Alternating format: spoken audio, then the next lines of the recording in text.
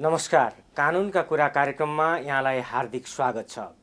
कानुन न्याय तथा संसदीय मामिला मन्त्रालय र नेपाल टेलिभिजनको संयुक्त प्रस्तुति कानुनका कुरामा विशेष गरी हामीले कानुनी शासन, कानुन निर्माण, विभिन्न सरकारवाला पक्षका सुझाव, सरोकार लगायतका कानुन सम्बन्धी विविध पक्षमा जानकारी दिने प्रयास गर्नेछौँ।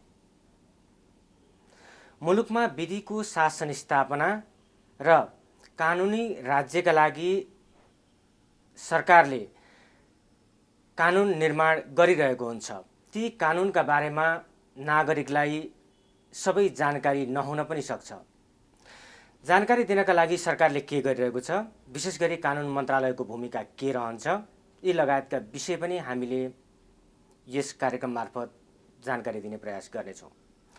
कार्यक्रमको पहिलो श्रृङ्खलामा आज हामी संविधान जारी भएपछि बनेका कानुन कार्यान्वयनको अवस्था, सरकारले कानुनबारे जानकारी दिनका लागि नागरिकमा गरिरहेको कार्यक्रमहरू र कानुन मन्त्रालयले आगामी दिनमा के कस्ता कामहरू गर्दैछ, यी लगायतका विषयमा चर्चा गर्नेछौँ।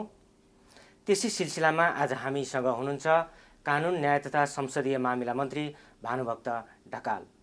मन्त्रीज्यू, यहाँलाई स्वागत छ। धन्यवाद। एक वर्ष निकै व्यस्त रूपमा बिताउनु भयो संविधान जारी भएपछि। अहिले पछिल्लो समयमा चाहिँ कानुन मन्त्रालयले के गर्दैछ? हामीले यो एक वर्षको अवधिमा नेपालको इतिहासमा मात्र होइन, सायद विश्वकै कानुन निर्माणको सङ्ख्याको र यसको महत्त्वको हिसाबले भन्ने हो भने विश्वमा नै हामीले सुनाम कमाउने गरी नै कानुनहरू निर्माण गरेका छौँ। संविधान निर्माणपछि मौलिक हकसँग सम्बन्धित कानुनहरू हामीले निर्माण गऱ्यौँ। त्यो पछि संविधान अनुकूल बनाउने र सङ्घीयता चिनाउने गरी विगतका कानुनहरूलाई कतिपय नयाँ कानुन निर्माण गर्ने र कतिपय हामीले पहिलेकोलाई संशोधन र परिमार्जन गरेर करिब 250 जति कानुनहरू चाहिँ हामीले यो एक वर्षको अवधिमा त्यसलाई पूर्णता दिने काम गरेका छौँ। र तपाईँले अघि पृष्ठभूमिमा भन्नुभएको विषयलाई जोडेर हेर्ने हो भने हाम्रो मुलुकमा आम जनताको लेभलमा मात्र होइन, यो कानुनहरू निर्माण गर्ने तहमा नै पनि देशमा कतिवटा कानुनहरू छन्, कति हामीले निर्माण गरेका छौँ, त्यो कुन प्रयोजनको लागि छ, त्यसमा के कुरा राम्रा छन्, के कुरा जनतामा लगेर स्थापित गराउन बाँकी छ भन्ने कुराको बारेमा चाहिँ हामीले त्यो पक्षलाई त्यति जोड गरेनौँ। एक वर्षमा धेरै नै कानुन बनाउनु भयो, जुन त संविधानले पनि कानुन बनाउनु पर्छ यही बिचमा भनेर एउटा समय सीमा नै निर्धारण गरिदिएको थियो। त्यो अनुसार कानुनहरू बने, तर ती कानुनको कार्यान्वयनको अवस्था चाहिँ अहिले कस्तो छ? त्यो त संविधानले मौलिक हकसँग सम्बन्धितको एउटा लक्ष्मण रेखा थियो, त्यो रेखाभित्रै हामीले त्यो काम पुरा गऱ्यौँ। अर्को लक्ष्मण रेखा थियो, हामीले त्योभन्दा अगाडि नै काम गऱ्यौँ। त्यति मात्र होइन, राष्ट्र र जनताको निम्ति आवश्यक भएका अन्य कानुनहरू पनि हामीले यो बिचमा निर्माण गरेका छौँ। र विगतको परम्पराभन्दा कानुन निर्माणको हिसाबले भन्ने हो भने अहिले हामी विगतमा संसदहरूमा चाहिँ विधेयकहरू थोरै जान्थे, विधेयकको अभावमा पनि संसदहरू चाहिँ चल्छ कि चल्दैन भन्ने एउटा प्रश्न रहन्थ्यो। तर अहिले यो सरकार बनेर यो सरकारको नेतृत्वमा अहिले पनि संसदमा हामीले दर्ता गरिसकेकै 37वटा जति विधेयक चाहिँ संसदमा कोही समितिमा छन्, कोही संसदमा छन् भने हामी हाम्रो कानुन निर्माण गर्ने खालको कुरालाई तीव्रताका साथ अगाडि बढाएका छौँ। र बहुतै गर्वका साथ हामीले भन्न सक्नुपर्छ कि यति धेरै कानुनहरू निर्माण गर्दाखेरि अपवाद कानुनलाई छोडेर, दुईटा कानुनलाई छोडेर भन्ने हो भने यो संविधान र हाम्रा लागि कानुन बनाउनु पर्ने भएको हुनाले यी कानुनहरू संसदबाट हामीले सर्वसम्मतबाट बनाएका छौँ। अब हामी कार्यान्वयनको क्रममा छौँ। बनाएपछि अब यो कार्यान्वयनमा त प्रमाणीकरण भएकै दिनदेखि गएकै छ। कतिपय कार्यान्वयनमा जाने सन्दर्भमा उत्पन्न भएका केही जटिलताहरू पनि छन्। ती जटिलतालाई कसरी फुकाउने भन्ने कुरा पनि हामीले हेर्न छ। जस्तै भनौँ, हामीले देवानी फौजदारी संहितासँग सम्बन्धित कानुन बनायौँ, एक वर्षपछि लागू गर्ने भन्यौँ। एक वर्षपछि हामीले लागू गऱ्यौँ। पोहोर भदौ 1 गतेदेखि हामीले राष्ट्रव्यापी रूपमा नै त्यो एउटा अभियान पनि चलायौँ। मौलिक हकसँग सम्बन्धित, संविधानसँग सम्बन्धित हाम्रो मन्त्रालयको तर्फबाट के गरिरहनु भएको छ भन्ने तपाईँको जुन जिज्ञासा छ, हामीले वार्षिक कार्ययोजनामा बनाएर नै जनतामा सचेतनताका कार्यक्रमहरू पनि प्रदेश स्तरमा पनि, कतिपय कलेज स्तरमा पनि, कतिपय स्थानीय तह स्तरमा पनि हामीले 7वटै प्रदेशको प्रतिनिधित्व हुने गरी त्यस्ता कार्यक्रमहरू पनि सम्पन्न गरेका छौँ। होइन, यहाँहरूले धेरै स्थानीय तहमा पनि पुर्याउनु भयो, जस्तो क्याम्पसहरूमा नि पुर्याउनु भयो, कतिपय विद्यालयमा नि पुर्याउनु भयो, मन्त्रालयको तर्फबाट ती गए। तर के भन्छ, त्यो जाँदाखेरि एउटा सीमित वर्गलाई मात्रै त्यो चाहिँ जाने, मतलब त्यो कानुनका बारेमा जानकारी हुने भयो। आफूले के अधिकार छ भन्ने कुरा पनि नागरिकलाई कतिपय जानकारी छैन। यो अवस्थामा ती नागरिकलाई पनि कानुनका बारेमा जानकारी दिनका लागि तपाईँले अहिले के गर्दै हुनुहुन्छ? यस्तो छ, यसमा हामीले अहिले गर्न खोजेको के छ भने, एउटा त हामीले पास भएका कानुनहरू लिखित रूपमा नै पुस्तिकाको रूपमा प्रकाशन गर्ने र त्यसलाई तलसम्म पुर्याउने एउटा काम भयो। दोस्रो, अहिले हाम्रो मन्त्रालय जुटिरहेको चाहिँ हामी मोबाइल एप्सको रूपमा पनि अहिलेसम्म बनेका सबै कानुनहरू चाहिँ राख्ने र सहजतापूर्वक मोबाइल चलाउन सक्ने मान्छेहरूले चाहिँ आफूलाई चाहेको कानुन अध्ययन गर्न सकोस्। दोस्रो, हामीले यो पनि गरेका छौँ। तेस्रो, हामी चाहिँ स्थानीय तह र प्रदेशसँगको सहकार्यमा पनि बनेका कानुनहरू को जागरण ल्याउनका निम्ति सङ्घ, प्रदेश र स्थानीय तह समेतको संलग्नतामा यी कानुनहरूको औचित्य, यसले पार्ने प्रभाव, यसले दिएका हाम्रा अधिकारहरू होइन, त्यो पालना हामी कसरी गर्छौँ भन्ने सन्दर्भमा जनजागरण अभियान चलाउने खालको कार्यक्रमहरू पनि हामीले चाहिँ समावेश गरेका छौँ। जस्तै विगतमा हामीले भदौ 1 गते सम्माननीय प्रधानमन्त्रीज्यूलाई ल्याएर यहाँ कार्यक्रम गऱ्यौँ।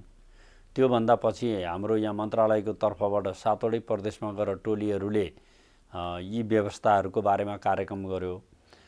अब जहाँसम्म यसलाई गर्नका लागि अरू हामीले चाहिँ यो सञ्चार माध्यमहरूको सहकार्यमा पनि हामीले आम जनताको बिचमा लान सकिन्छ। जस्तै टेलिभिजन, रेडियो कार्यक्रमहरू भयो, अन्तर्संवाद कार्यक्रमहरू भयो, विभिन्न सङ्घ संस्थाहरूसँग मिलेर, विभिन्न स्कुल कलेजहरूसँग मिलेर पनि हामीले यी कार्यक्रमहरूलाई चाहिँ लान्छौँ। र एउटा कुरा सत्य हो कि कानुन मैले पढेको थिइनँ, कानुन मैले नजानेको कारणले गर्दाखेरि मैले चाहिँ यो काम गरेँ भनेर कानुनबाट उन्मुक्ति पाउने खालको काम चाहिँ जब जनताको लेभलमा अथवा अरूलाई हुँदैन भने जागरण नभएको कारणले मान्छेहरूले अन्यायमा नपरुन् भन्ने कुराप्रति हामी सचेत छौँ। मन्त्रीजी, एउटा चाहिँ यो मन्त्रालयले नै यो अपराधको बेसलाइन सर्वेक्षण गरेको रहेछ केही समय पहिला।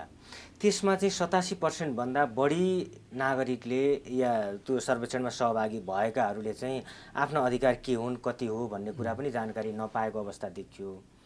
त कानुनले अधिकार दिएको छ, कतिपयलाई उनीहरूलाई ती अधिकार कसरी प्रयोग गर्ने या त्यसका लागि त्यो माध्यम के हुनसक्छ, कानुनी उपचारको बाटो के हुनसक्छ भन्ने कुरा चाहिँ थाहै नभएको अवस्था पनि देखियो। त्यसको लागि चाहिँ के गर्दै हुनुहुन्छ? अब यसको पछाडि दुईटा कारण छ। एउटा चाहिँ विगतमा हामीले जुन कानुनहरू बनायौँ ती कानुनहरू पनि आम रूपमा जनताको बिचमा सर्वस्वीकार्य अथवा ती चाहिँ जानकारीमा थिए, त्यसो भन्ने निष्कर्ष निकालियो भने पनि त्यो गलत हुन्छ, व्यवहारमा प्रयोगमा थिए। तर ती कानुनहरूलाई पनि अहिले हामीले समय सापेक्ष बनाउनुपर्छ भन्ने हिसाबले जुन नयाँ व्यवस्था गरेका छौँ, कानुन निर्माण गर्ने विधायकहरूकै तहमा पनि कतिपय अन्यलताहरू छन् भने त्योभन्दा तल अन्यलता रहने खालको कुरा तपाईँले जुन आङ्कडा सम्झाइदिनु भयो मलाई, 87% मान्छेहरू चाहिँ यसमा चाहिँ जानकार छैनन् भन्ने कुरा। अब हाम्रो लक्ष्य भनेको के हो भने कानुनको अनभिज्ञताको कारणले मान्छे अपराधमा संलग्न हुन नपाओस्। यो काम गर्दाखेरिको परिणाम के हुन्छ भन्ने कुरा हामीले जनताको बिचमा बुझाइयो भने, बुझेर पनि त्यो काम गर्छ भने त सजायको भागी ऊ हुनै पर्यो।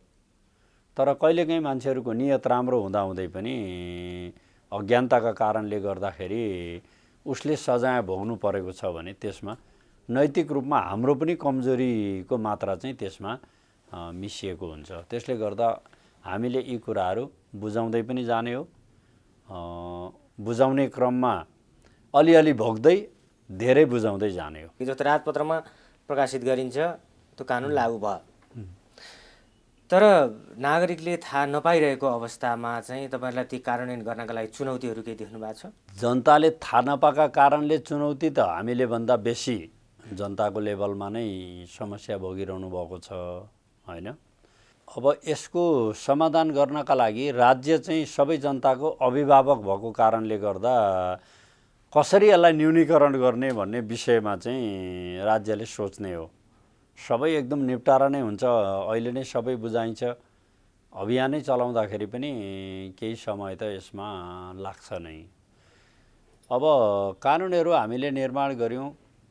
अहिलेको हाम्रो समस्या भनेको मुख्य रूपमा चाहिँ कानुन निर्माण गर्ने चरण हामीले पार गऱ्यौँ। अब त्यसको कार्यान्वयनको सन्दर्भमा जे अधिकारहरू हामीले चाहिँ जनतालाई उपलब्ध गराएका छौँ, सङ्घीय लोकतान्त्रिक गणतन्त्र आएपछि कानुनको हिसाबले जनतालाई अधिकार सम्पन्न चाहिँ हामीले बनायौँ।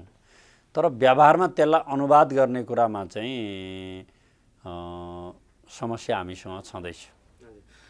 एउटा बुझाइको समस्या छ, अर्को साधन स्रोतको समस्या छ, अर्को त्यसको योग्यतापूर्वक कार्यान्वयन गर्ने सन्दर्भमा पनि समस्याहरू छन्।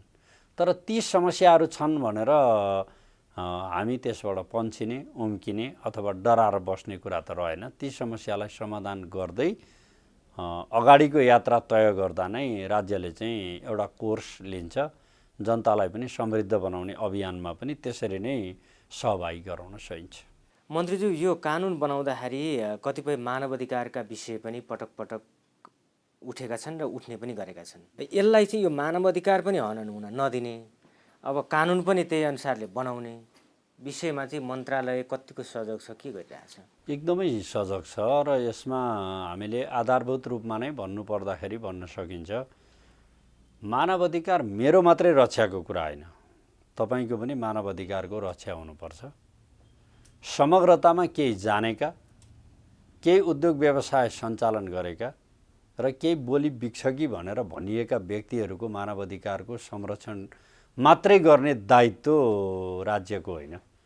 सबै नागरिकहरूको मौलिक अधिकार, मानवाधिकार संरक्षण गर्ने दायित्व सरकारको हुन्छ, सरकारले गर्छ। जहाँसम्म अरूले मानवाधिकारको उपयोग गर्दा मैले मेरो मानवाधिकारको हनन भयो कि भन्ने हिसाबले ठान्नु हुँदैन। मैले मेरै मानवाधिकार हनन भयो भने चाहिँ मेरो यो हनन भयो भन्ने कुरा भयो भने त्यो राम्रो हुन्छ। कहिलेकाहीँ राज्यले दिएका मानवाधिकार भन्दा पनि विभिन्न खालका सङ्घ संस्था र त्यो अभियानमा म जानकार हुँ भन्ने व्यक्तिहरूले हामीले पो यो मानवाधिकारको बारेमा ठेक्का प्राप्त गरेका छौँ भनेर राज्यको ठेक्का आफूले प्राप्त गरेको महसुस गर्दाखेरि कहिलेकाहीँ अन्तर्विरोधहरू जस्तो लाग्छ। त्यो भ्रम हो, यथार्थ होइन। राज्यले सबै जनताका मानवाधिकार, मौलिक अधिकारको संरक्षण गर्छ। त्यो प्रति राज्य चाहिँ एकदम संवेदनशील छ। र म तपाईँले यो मानवाधिकारको बारेमा चर्चा गरिरहँदाखेरि म यति मात्रै आग्रह गर्न चाहन्छु, हिजो हामीले संविधान साझा सहमतिमा बनाएका छौँ। मौलिक हकसँग सम्बन्धित कानुनहरू पनि संसदबाट हामीले सर्वसम्मतबाट पारित गरेका छौँ। हिजो संविधानमा आलोचना गरेर संसद छोड्ने साथीहरू पनि कानुन निर्माण गर्ने प्रक्रियामा आइपुग्दाखेरि हामीसँगै हुनुहुन्छ। त्यो संविधान र कानुनले निर्दिष्ट गरेको बाटोभन्दा सस्तो लोकप्रियताका निम्ति मानवाधिकारको सिद्धान्त अथवा त्यो जलप लगाउने कुरोभन्दा त्यो कानुन निर्माण गर्दाखेरिको यथार्थ, धरातलीय यथार्थता के हो, त्यसमा मेरो भूमिका के थियो भनेर सबै राजनैतिक दलहरू र यो कानुन र संविधान बनाउने शक्तिहरूले सोच्नुभयो भनेदेखि मलाई लाग्छ यो अहिले कुनै मानवाधिकारसँग सम्बन्धित विषयमा कुनै अन्योलता, भ्रम सिर्जना गर्नुपर्ने कारण छैन। हजुर मन्त्रीज्यू, अब यो कतिपय अवस्थामा यो विभिन्न प्रथा परम्पराहरू विगतदेखि चल्दै आएका छन्, तिनीहरूलाई पनि एउटा कानुनी दायरामा ल्याउन या कुप्रथाहरू हटाउनका लागि नयाँ नयाँ कानुन पनि बनाउनु पर्ने अवस्था देखिएको छ। यस्ता काम गर्दाखेरि, यसरी कानुन बनाउँदाखेरि एउटा केही समुदायहरूलाई अलिकति चोट पर्न सक्ने त्यस्तो पनि देखिँदै आएको छ। यसमा चाहिँ मन्त्रालयले कसरी काम गर्छ र ती समुदायलाई मनाउनका लागि के गर्छ? हामी कानुन निर्माण गर्ने खालको सन्दर्भमा के कुरामा बहुतै सजग छौँ भने नेपाल संविधानतः धर्मनिरपेक्ष राष्ट्र हो। धर्मनिरपेक्ष राष्ट्र हो भन्नुको अर्थ प्रत्येक नेपालीले धार्मिक स्वतन्त्रता प्राप्त गरेको मुलुक पनि हो हाम्रो। राज्यको आफ्नै धर्म छैन, तर राज्यभित्र रहेका सबै नागरिक स्वतन्त्रतापूर्वक आफ्नो धर्म लिने, आफ्नो संस्कार, रीतिथिति, परम्परा र संस्कृतिको पक्षमा लाग्ने कुरामा तिनीहरू स्वतन्त्र छन्। र राज्यले पनि हाम्रो संविधानमै विगतदेखि चल्दै आएको रीतिथिति, परम्परा त्यसको संरक्षण गर्ने कुराप्रति संविधानले पनि त्यसको व्यवस्था गरेको छ। र हामी कानुनहरू निर्माण गर्दाखेरि यी पक्षहरू उद्वेलित नहुन्। हाम्रो विगतको परम्परा, हाम्रो इतिहास, हाम्रा प्रथाहरू, हाम्रा संस्कार, संस्कृतिहरू, हाम्रा मूल्य मान्यताहरू तिनीहरूको जगेर्ना गर्ने गरी नै हामीले कानुनहरू निर्माण गर्छौँ। र निर्माण गर्ने कानुनहरूले यहाँभित्रको विविधता, सांस्कृतिक, धार्मिक, जातीय यी विभिन्न खालका विविधताभित्रका अधिकारहरू जुन उपयोग हुँदै आएका छन् विगतदेखि, त्यसको संरक्षण पनि राज्यको तर्फबाट हुन्छ। धेरै कानुनहरू अहिले पछिल्लो समयमा त सर्वसम्मतले पारित भएका छन्, तर त्यो कानुनको बुझाइमा चाहिँ अन्तर देखिन्छ। त्यसको कारण के हुनसक्छ? त्यो अन्तरलाई चाहिँ कम गर्न या सबैको व्याख्या एउटै बनाउनका लागि कुनै त्यस्तो केही संयन्त्रहरू गठन गर्ने या चाहिँ यहाँहरूले नै कुनै त्यस्तो कामहरू केही गर्नुभएको छ? हिजो मिलेर भाग शान्तिमा खान पनि पाइने, सामान्यतया काम चलाउने गरी कानुनहरू निर्माण गर्दा तत्कालीन अवस्थामा के गर्दा लोकप्रिय हुन सकिन्छ? किनभने 3 महिना 6 महिना धेरै गरे 1 वर्षभन्दा त गर्नै पाइँदैन भनेपछि त्यो कामका आधारमा हाम्रो फाउन्डेसनहरू चाहिँ तयार हुन्थ्यो। तर अहिले जनताको जनादेशले 5 वर्ष सरकार आएको छ, 5 वर्ष अब मेरो भूमिका यही हो भनेर सरकारमा हुनेहरूलाई पनि परिभाषित छ, विपक्षमा हुनेहरूका लागि पनि परिभाषितै छ। त्यसले गर्दा छिटो छिटो हिजोको जस्तो भूमिका बदलिरहनु परेन। हिजो जिम्मेवार बन्नेहरू पनि अहिले आलोचना गर्नका लागि स्वतन्त्र नै हुनुहुन्छ। एउटा यो कारण होला भन्छु। दोस्रो, अहिले हामीले विधेयकहरू संसदमा लाने, कानुन बनाउने हाम्रो एउटा विधि छ।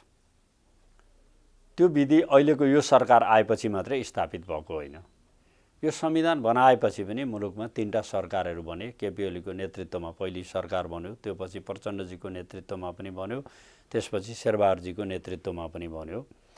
र त्यो बन्दाखेरि विधेयकहरू कसरी संसदमा जान्थे, कसरी बनाइन्थ्यो, संसदले पास गर्ने विधि र प्रक्रिया के थियो? र अहिले कम्युनिस्टहरूको बहुमत आएको सरकारले त्यो विधि र परम्पराभन्दा पृथक के गर्यो? अब अहिले कसैलाई लाग्यो बाटैमा विधेयक जाँदैछ भनेपछि यहाँनिर पुगो होला भनेपछि त्यो विधेयक किन उता बानेश्वरतिर संसदमा लान्छस्, त्यो फिर्ता लिनु पर्यो भनेर पनि मान्छेहरू भन्छन्। संसद भनेको जनताले ताजा जनादेश दिएको जनताको प्रतिनिधि सर्वोच्च निकाय हो, सर्वोच्च संस्था हो। त्यहाँ लानु भनेको विधिपूर्वक कानुन बनाउनका लागि लाने हो। त्यहाँ नलगेपछि के हुन्छ? एकातिर अधिनायकवादको गीत गाउने, अर्कातिर संसदमा बिलहरू लाँदाखेरि भक्कानिएर रुने खालको कुरा, यो सम्झाउने कसरी भन्ने कुराको बारेमा हामीले ज्ञान अलि प्राप्त गरिसकेका छैनौँ। र यो विधेयकहरू तयार गर्नुभन्दा पहिले नै विभिन्न खालका तारे होटेलहरूमा कार्यक्रमहरू गर्ने, कोही विज्ञका हिसाबले, कोही सहभागीका हिसाबले, अनि त्यहाँ छलफल भइसकेपछि हामीले राज्यका लागि यो कानुन बनाइदिएका छौँ भनेर सामाजिक सङ्घ संस्थाका प्रतिनिधिहरूले बाहिर भन्ने र पछाडि विधायकहरूले थाहा पाउनुपर्ने जुन प्रचलन थियो, अहिले यो सरकार आएपछि हामीले त्यसलाई अलिकति सुल्टो बनायौँ कि राज्यको सामर्थ्यताको आधारमा विधेयकहरू तयार गर्ने र संसदमा लगेर दर्ता भएपछि मात्रै अनि बाहिर स्टार होटेलहरूमा, सार्वजनिक ठाउँहरूमा र अन्य ठाउँमा चाहिँ छलफल गराउने कुरा चाहिँ अलि बेसी सुल्टो हुन्छ भनियो। यो सुल्टो गर्ने कुराले कतिपयका रोजीरोटीहरूमाथिको प्रश्न चाहिँ उठ्यो। किनभने यही काम गरिदिन्छु भनेर जुन गुजारा चलिरहेको थियो, राज्यले आफै गरेपछि अब त कि त बनाएका कानुनहरूको बारेमा जागरण अभियान चलाउने गरी नयाँ भूमिकामा जानु पर्यो, होइन भने राज्यले, सरकारले त आफै विधेयक बनाउने भयो त त्यसका लागि किन लगानी गर्नु पर्यो भनेर अरू संस्थाहरूले त्यहाँ प्रश्न उठ्ने भएका कारणले गर्दाखेरि पनि अब यो विधेयकहरूको बारेमा चाहिँ अनावश्यक खालको टिका टिप्पणी आलोचनाहरू भएको छ। म बहुत प्रष्टताका साथ भन्न चाहन्छु, राज्यले विधेयक बनाएर संसदमा लाने भनेको आफूभन्दा ठुलो दायरामा लाने हो। राज्यले लगेकै कुरा अथवा सरकारको तर्फबाट संसदमा लाने बित्तिकै त्यही जस्ताको तस्तै पास हुनुपर्छ भन्ने कुरामा सरकारको कुनै छैन। कमी त्रुटि भएका कुरा छन् भने त्यसलाई सच्याउनका लागि त सरकार सधैँभरि तयारै छ। तर मन्त्रीज्यू अहिले यो कतिपयको एउटा गुनासो पनि छ नि, सरकारवालासँग चाहिँ छलफलै नगरिकन सरकारले खालि आफ्नो चाहिँ 2/3 बहुमतको आडमा चाहिँ कतिपय विधेयकहरू अगाडि बढायो भन्ने पनि एउटा गुनासो छ। योभन्दा अगाडि यही गीत गाउने साथीहरू विधेयक के जनमत सङ्ग्रह गराएर अनि सदनमा लान्थे के? पहिले सार्वजनिक ढङ्गले बहस गराएर यति भएपछि चाहिँ अब हामीलाई पुग्यो भनेर भयो भनेपछि लान्थे। मैले अघि तपाईँलाई यो प्रश्न उत्तरको सन्दर्भमा संविधान बन्नुभन्दा अगाडिका कुरा होइन, यो संविधान जारी भएपछि 3टा सरकार बन्यो भनेर मैले जुन भने, केपी ओलीको नेतृत्वमा सरकार बन्यो, उहाँले कानुन यति बेलासम्म गर्ने भनेर एउटा कार्ययोजना नै संसदमा पेश गर्नुभयो। पेश गरेको अलिपछि समीकरण बदलियो, त्यतिखेर पनि त विधेयकहरू त संसदमा गएको छन्, ऐन बनेको छ, प्रमाणीकरण त्यतिखेर पनि भएको छ। त्योभन्दा पछि पुष्पकमल दाहालजी प्रधानमन्त्री हुनुभयो, कङ्ग्रेस र माओवादीको जोइन्ट गभर्मेन्ट बन्यो, त्यतिखेर पनि संसदले कानुनहरू बनाएको छ, विधेयकहरू गएका छन्। त्योभन्दा पछि शेरबहादुरजी नै प्रधानमन्त्री हुनुभयो, त्यतिखेर पनि त संसदले कानुन बनाएन, विधेयक गएन। कुन महानुभावले कहाँ जनमत सङ्ग्रह गराएर कुन विधि गर्नुभएको थियो र अहिलेको सरकारले त्यो बाटो उल्ट्याएर नयाँ ढङ्गले ल सरकार चाहिँ यो ढङ्गले जान्छ भनेर स्टेक होल्डरहरूसँग परामर्श नगर्ने कसम अहिलेको सरकारले खाएछ। हिजो उहाँहरूले देखाउनु भएको बाटोभन्दा पृथक ढङ्गले त्यसलाई ओझेलमा पारौँ भनेर हिँडेको छ। हिजो त्यही बाटो शेरबहादुरजी ठमठम हिँड्दाखेरि केही नहुने, अहिले अर्को मान्छे त्यही बाटो हिँड्यो भनेर रिस्क गर्नुको त्यसको कुनै उपचार हुन्छ? अब हामी लगभग कार्यक्रमको अन्त्यमा आइसकेका छौँ मन्त्रीज्यू। अब यो चालु आर्थिक वर्षमा यहाँले के त्यस्ता केही नयाँ योजनाहरू, कानुन मन्त्रालयले केही नयाँ योजनाहरू ल्याउँदैछ? होइन, हामीले मन्त्रालयको तर्फबाट छलफल गरेर हामीले केही कार्यक्रमिक कार्ययोजनाहरू पनि तय गरेका छौँ। त्यो अब सरकारको तर्फबाट पनि हामीले चौमासिक हिसाबले के गर्छौँ भनेर पनि हामीले हाम्रा कार्यक्रमहरू बनाएका छौँ।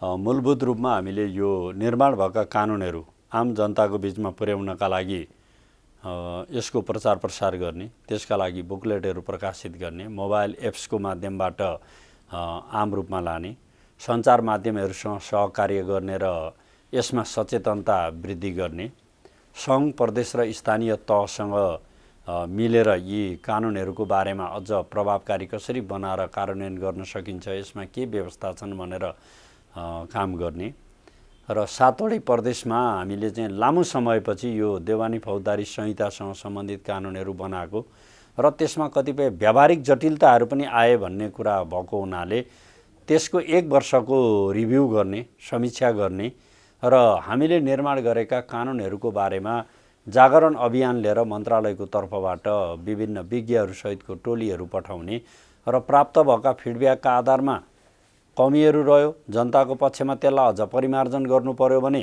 आवश्यक कानुनहरूलाई संशोधन गर्नका लागि आधारहरू पनि तयार गर्ने, अहिले बनेका कानुनहरूको बारेमा जागरण नभएका कारणले गर्दा जनतामा भएको कन्फ्युजनहरूलाई चाहिँ दूर गर्नका लागि अभियानहरू पनि सञ्चालन गर्ने र स्थानीय तहको न्यायिक विषयसँग सम्बन्धित क्षमता वृद्धि गर्ने कुरा, दक्ष बनाउने कुरा र सहकार्यको माध्यमबाट उहाँहरूलाई सबल बनाउने खालको कुराको लागि पनि हामीले मन्त्रालय स्तरबाट त्यस्ता केही कार्यक्रमहरू तय गरेका छौँ। ती कार्यक्रमहरू हामी क्रमिक रूपमा नै अगाडि ल्याउँछौँ। हस्, धन्यवाद मन्त्रीज्यू। कानुन, न्याय तथा संसदीय मामिला मन्त्रालय र नेपाल टेलिभिजनको संयुक्त प्रस्तुति कानुनका कुरामा आज हामीले मन्त्री भानुभक्त ढकालसँग छलफल गऱ्यौँ। कार्यक्रमको आगामी श्रृङ्खलामा कानुनका विविध पक्षका विषयमा थप कुराकानी लिएर उपस्थित हुनेछौँ। नमस्कार।